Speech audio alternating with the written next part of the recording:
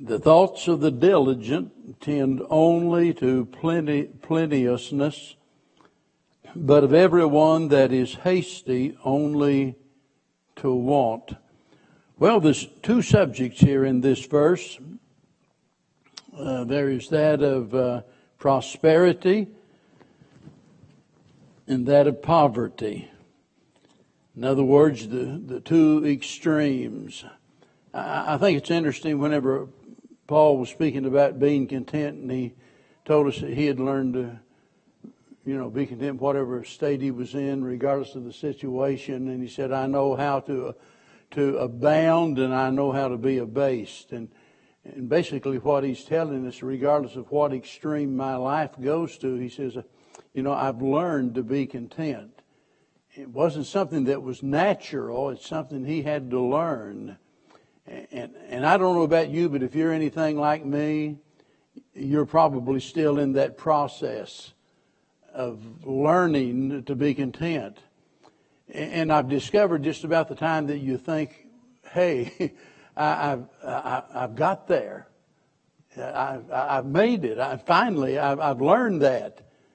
And all of a sudden something will happen, and the Holy Spirit puts His finger on your heart and says, see there, I told you, you're not nearly as spiritual as you think you are. So we're dealing with those two extremes of life, and I want you to notice what he says about it, because these are two different kinds of people now. And the first is the diligent. And that word diligent means earnestness, it means zeal, it means carefulness. It's speaking about an exhaustive effort to do your best. And he wants us to know that pays rich dividends. He says it tends only to plenteousness. And so if you want plenty out of life, and by the way, this deals with more than just a matter of finances. This deals with prospering in life in general. And if we want to prosper, then we're going to have to be diligent. We're going to have some zeal. We're going to have to be earnest about what we're doing. And, I think that's true regardless of what we're doing, whether you're chopping wood or preaching the sermon or whatever you're doing. I think we ought to be in earnest about it instead of just, half-heartedly going through the motions. And I think this shows up maybe, in several different places, but it certainly can show up on the job. There's so many times that just watching your coworkers, and you'll be able to tell a great deal about their character just by observing their ways. I remember several years ago, I worked for a place called Master Plan Properties, and we had hired a draftsman. Well, a drafts, whatever you call a woman. It's the only woman that we had ever hired, and for some reason, my boss wanted to hire this woman, and we did, and I don't think it had anything to do with her being a woman, but it didn't make any difference when the deadline was or how much work we had to do or anything else. She just kind of floated around. I mean, it was like in slow motion all the time. And the rest of us, and we had some high-powered, rich clients, and they're wanting us to get the plans out there and get started on the projects, finish the surveys, or the design, and all of that kind of stuff. And she just refused to get with the program. And I'll never forget going into my boss, telling my boss, who happened to be the cousin to the guy Johnny Morse owns Bass Pro Shop, and I told him, Jim, either she's got to go or I got to go. She is not working, not doing, you can't get anything out of her. Listen, that's bad enough whenever we're talking about something job related. I think that's pitiful, in fact. But, it's even worse when it carries over in the church. I want to be really careful about what I say here, but I want to say it because I want to make a point. Nobody knows how much I appreciate Brother Kenneth, because all Brother Kenneth needs to know is that something needs to be done, or that I would like to get something done, or I need something done, and he's on it. He's never ever complained one time about anything whatsoever. If there's a hospital visit maybe downtown and what have you to spare me trying to go down there, why Brother Kenneth is right down there. Let me tell you, we've not everybody that holds that position has that attitude. I'll just leave it at that. And as much as I hate to, because I'm telling you what, we had somebody, and I wanted to, well, I'm not going to tell you what I wanted to do, but it didn't stay around long. But it's so pitiful that not only somebody called themselves a Christian, but called themselves a preacher, and all they want to do is just absolutely sit around and do nothing, and you tell them to do something, and they don't want to do it. And complain about everything under the sun. Let me tell you, it doesn't make any difference what you do in life. If you don't put your heart in it, you're not going to succeed. The only pastor I ever had, I'll never forget, every time he'd get to talking about the kind of person that he wanted to be for the Lord, and I saw him do this several times, and he said, I want to be my very best at it. And he'd get his hanky out.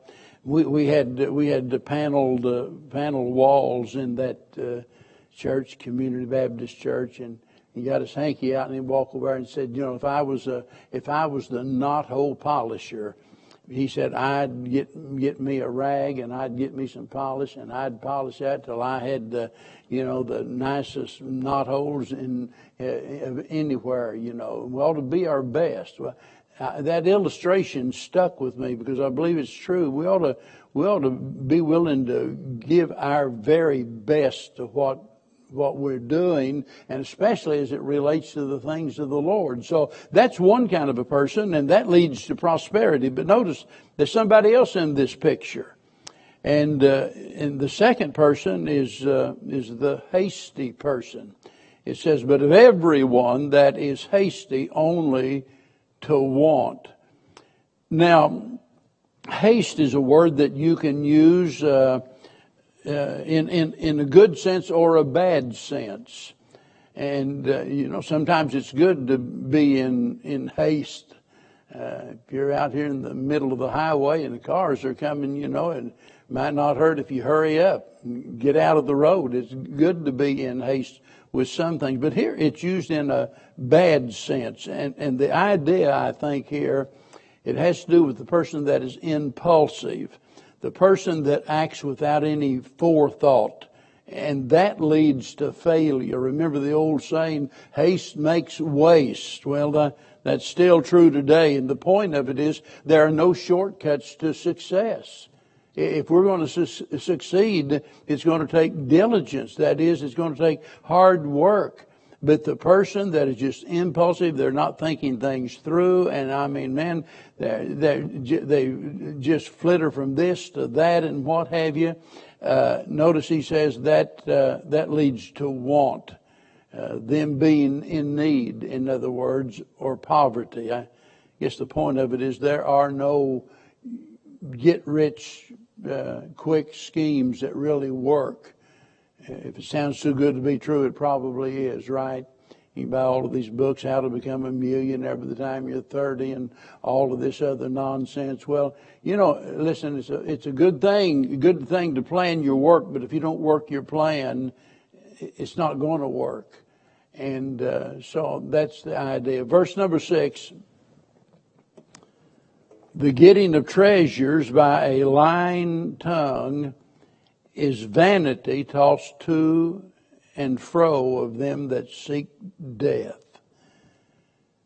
Well, while there are some people that, willing to work for what they get, let's face the facts. There's other people that will resort to any means to get what they want. And maybe the most common is that of lying, and that's what he's talking about here. People that will just get treasures by a lying tongue. And in our day, you know, they say that, oh, that's just doing business. You think about all of these different commercials and what have you, and you know, they got this new product and that new product, and boy, do you get this, and it'll be the last thing that you ever need. Wow, it's the greatest thing since sliced bread. And so you pay your hard-earned money, and within a week or two, it goes kaput. And that, even, you know, some of them say a lifetime guarantee. What they don't tell you is they're going to go out of business intentionally in a month or two and change the names of the company, you know, and what have you. And so you're not going to get anything out of that. What I'm telling you, like the old saying, buyer beware. Well, you better, because they'll sell you anything. They'll lie about it and do anything to impress you. Every time I think about that, I think about the story of the lawyer, brand new lawyer. He's opened up his business. He's trying to get clients. He's looking for all these prospective clients. He's beating the bushes. He's inquiring of other lawyers. He's getting ads out. He's doing everything under the sun. And so as he's kind of cleaning up around there in the office, getting stuff ready, some guy walks in, and so he thinks, I want to make a good impression. He grabs the phone, and he picks up the phone, started the conversation, and said, Harry, about that amalgamation deal, or that might not be the word he used. He said, I think I better run down to the factory and handle it personally. Yes? No? Well, I don't have, I don't think $3 million is going to swing that deal. And he goes on and on like that, and finally he hangs up and looks up at the guy and says, may I help you? He said, no, I'm just here to hook up your phone. And, you know, it's really embarrassing whenever you get caught trying to impress people. And it's a whole lot better off, you know, just to be honest. That's always the best policy. Be honest. You know, the political season here, and thank God it's wrapped up. But it always reminds me of several different instances where there were people that absolutely could have survived their problem had they just been honest at the beginning. Said, yeah, and he said, I am guilty as sin, and I am so sorry, and I've made it right with God, and I'm just so sorry, and everything would have gone away. But what gets them is the cover-up, trying to cover up, being dishonest. And we're always a lot better off if we're just honest about it. Well, verse number 7 kind of relates to this, because we just talk about, you know, here getting treasure by lying, but now we're going to go beyond that. The robbery of the wicked shall destroy them, because they refuse to do judgment. In other words, those who can't get what they want through falsehood, a lot of times will resort to violence. We hear about that all the time. Actually, somebody pulled in the station, you know, to gas up, and here's some panhandler coming by asking for money. And I read about a case like this just the other day. And I believe it was a woman, and said, no, I can't help you or something. And so he pulled out a gun and took her purse and shot her. And it's just so amazing to me that somebody would just, for a few measly dollars, just kill you. But they will. There are people that are that desperate to get what they want, and they have no value of life whatsoever. And it's no wonder, because they were raised in a social atmosphere to where, you know, abortion is just, you know, that's legal, it's okay as far as they're concerned. So there's no respect of life. So it's no wonder they don't have respect for life, and they grow up, you know, with that attitude. And somebody's got something they want, and so they'll kill you to get it. I often think about, whenever I was a boy, and every little community, of course, had a little country store or a little store down on the corner, and that kind of became the hangout for everybody because, back then we didn't have any Kroger and great big stores like that, and so it was just really a neat place to be, and everybody knew everybody. I want to tell you what, the little store down on the corner nowadays is not so safe. One of the most dangerous jobs in America is operating a quick serve type grocery, because they'll come in there and rob that and kill you for a few dollars and go their way. Now, notice here the last part of this verse again.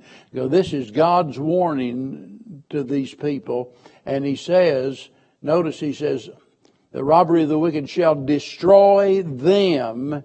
And here's the reason, because they refuse to do judgment. It's another way of saying that you're going to reap what you sow. When you don't do right, it's ultimately going to destroy you. And that's true in every area of our life. It's not just a matter of whether you go out and rob a store or shoot somebody or lie to somebody. The law of sowing and reaping, for good or for bad, touches every area of our life. And so many times we worry about somebody getting away with something, right? We talk about that a lot. Well, she got away with that. Boy, she got off with that, or he got away with that. Well, just momentarily.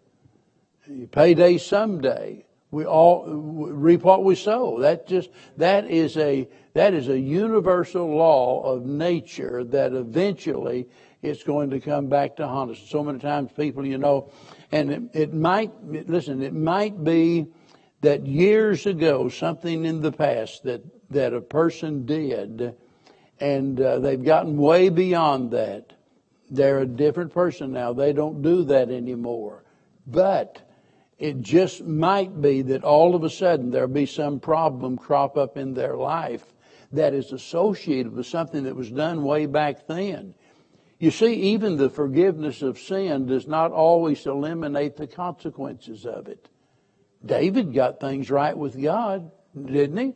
I mean, David confessed his sin. He got things right with God. God forgave him. The baby died. And so, listen, it's a dangerous thing when we are unjust, when we are disobedient. We end up destroying ourselves. Verse number 8, the way of man is froward, which is crooked and strange. But as for the pure, his work is right. Now, look at the second half of the proverb verse, because the second half proves that the reference to man in the first part has a reference to those that are corrupt or impure. Because remember, there's a contrast going on here.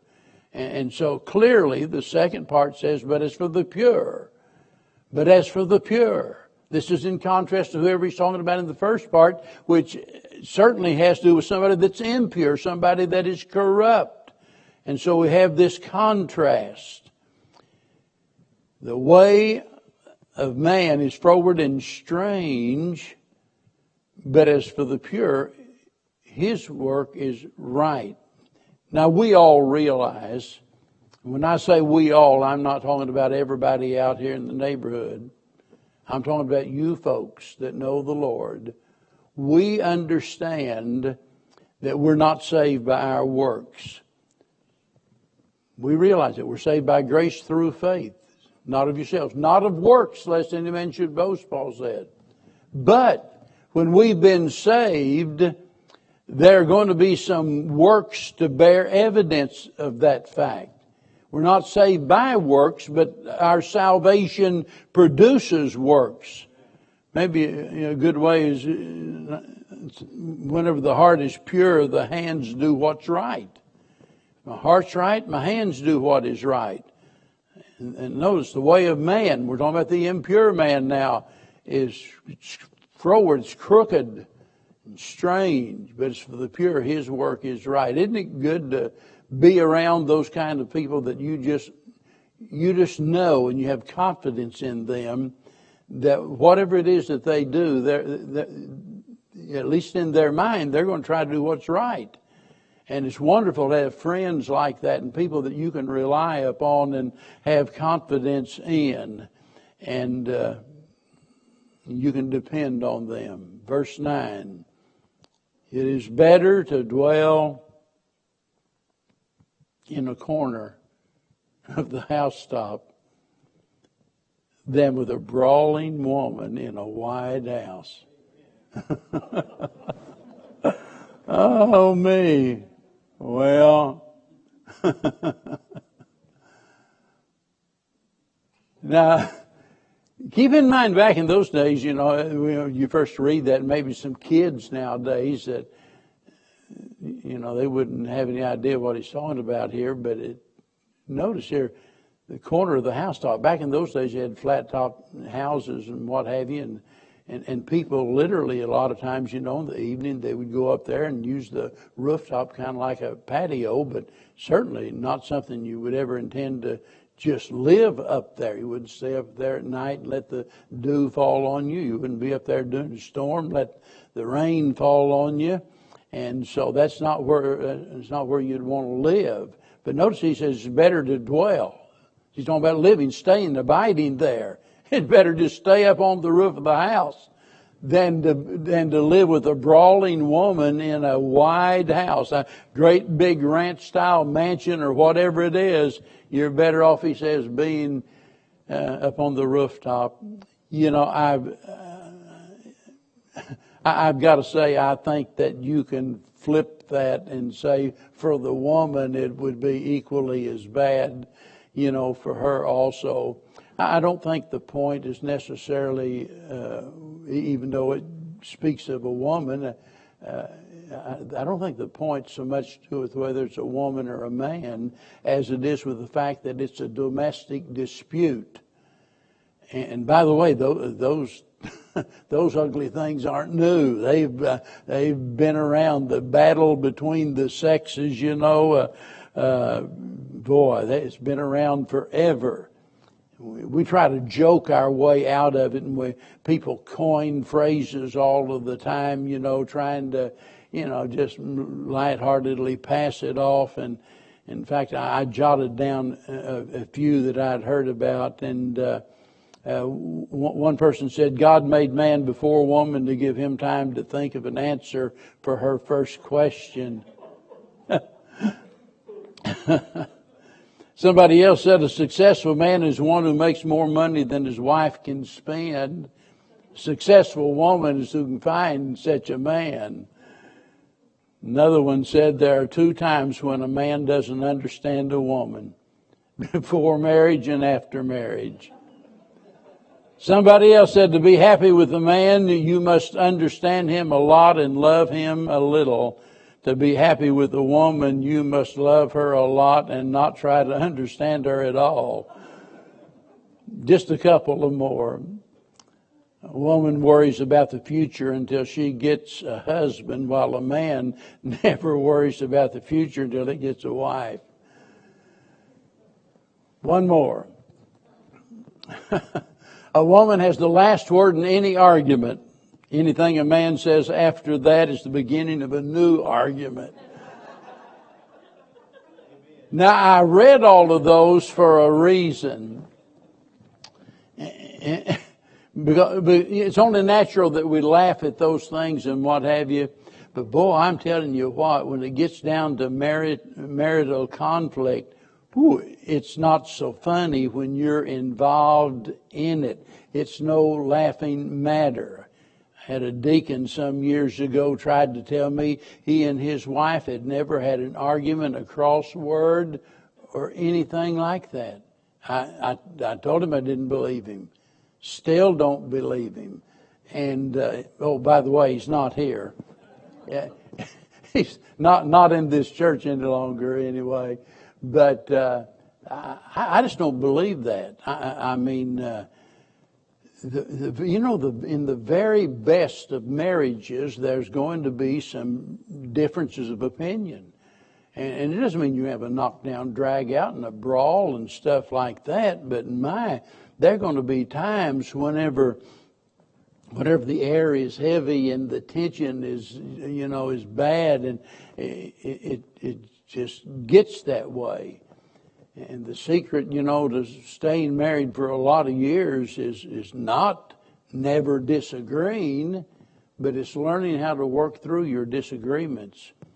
And I've said it so many times talking about woman, whenever God made Eve, made a helpmeet for Adam, and that word can imply a completer, someone that completes him. So, and we need that balance in our lives. Just Sunday, I was talking about Bev being such a good listener, and she is. She's 10 times a better listener than I am. I have to really work at that, and with her, it is so normal. And I think people can see it or something, because good night, we can't go anywhere. We can go to Dillard's and somebody wants to tell her their life problems, or McDonald's, or whatever it is. Why do they do that?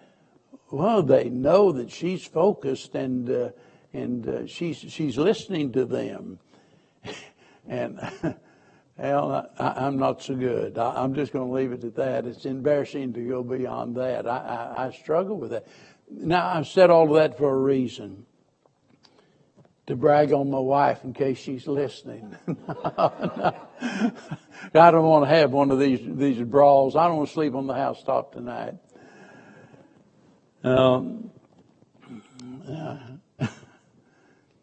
The point is, there are going to be differences of opinion, and we need to learn to work through those things. Let me tell you something.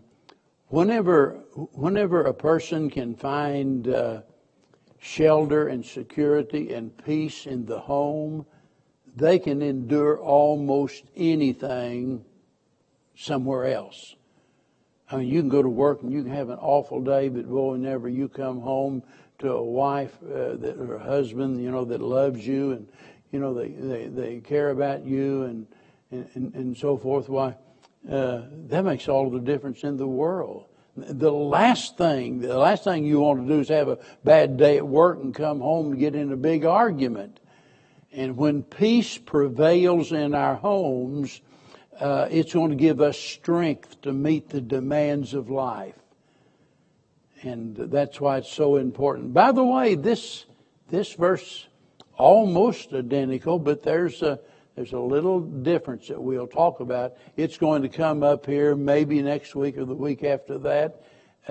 Another verse almost like it here in this same chapter. Verse 10. The soul of the wicked desireth evil. His neighbor findeth no favor in his eyes. The soul of the wicked desireth evil. The most natural thing in the world for an unsaved person is to lust after their sin. That's why you don't have to teach a kid to do wrong. They do that by nature. They're born into the world speaking lies.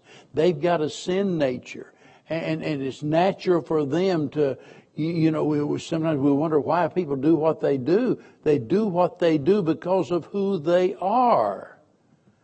It's in their nature that they want to satisfy their sinful appetite. And it's so strong that they really don't have a lot of concern about other people. It's all about satisfying their appetite. And you just think about a society made up of people like that.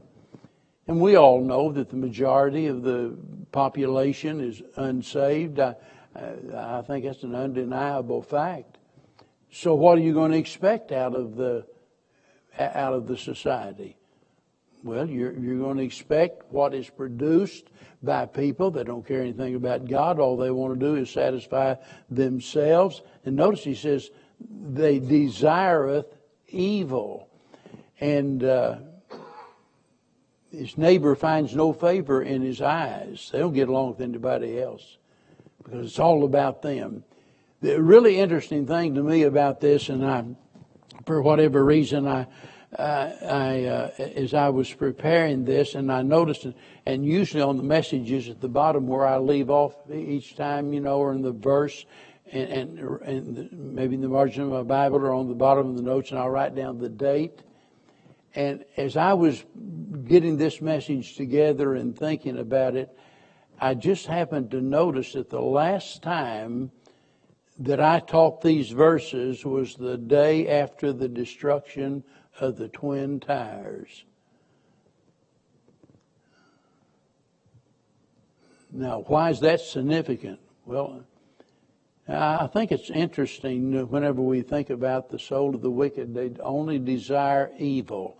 All they want is what they want. They care nothing about their neighbor. The neighbor finds no favor in their eyes.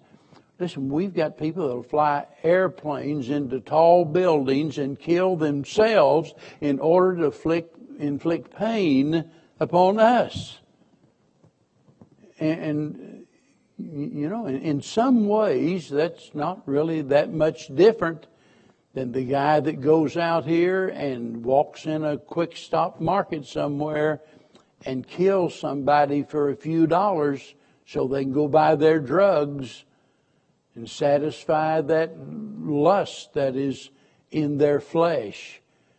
And so we wonder why society is like it is whenever we see the answer right here before our eyes. Now, we're going to get to verse number 11. I'm just going to read it, and I think I'm going to stop there with just reading it, and that'll give us more time next week to discuss it.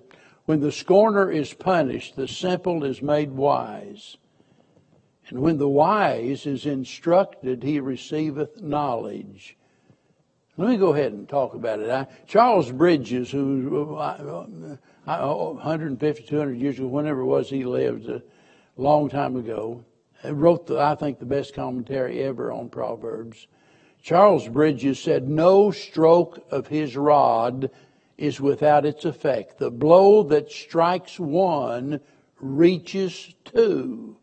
The scorner for punishment and the simple for improvement."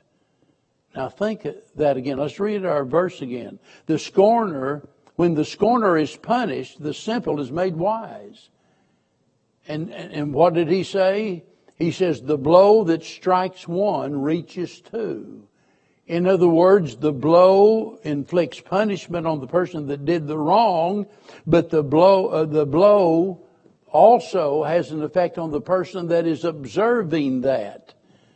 And so, we look at our situation today, and Adam is still back there. Anybody that's a cop, and we've got all of these cops around here, and they'll tell you it is so frustrating. You go out here and you arrest somebody, and it's just a matter of an hour or so, and they're right back out on the street. And by the way, these crooks know that. They know that. And we look at this and we wonder, how in the world did they get away with that?